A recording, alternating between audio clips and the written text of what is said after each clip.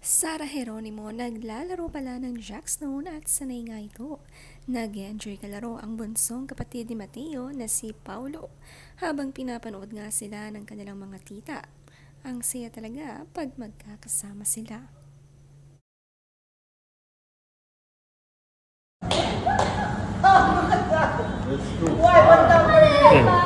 18th birthday na nga ni Paulo at ganito nila sinelebrate ito. Kompletong family Guidichelli.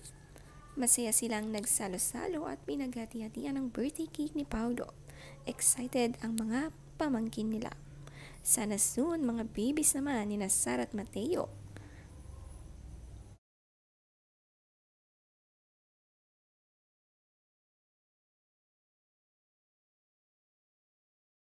Cake?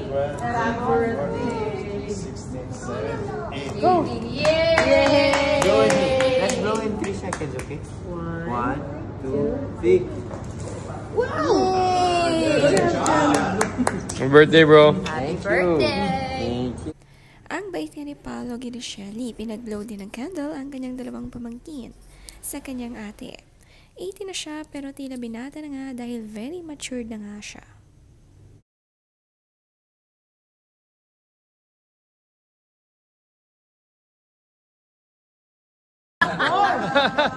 Time to play dice game! Yay!